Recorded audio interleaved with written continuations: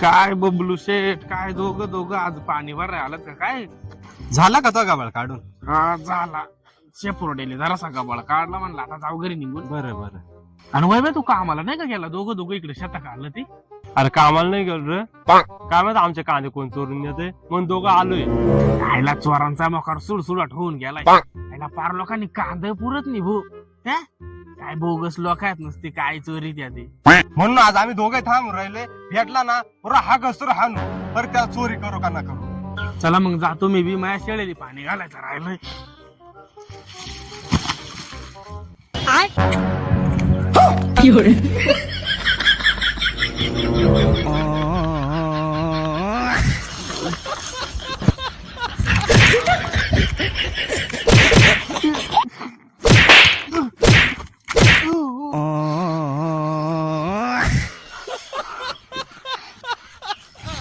哎呦我的妈！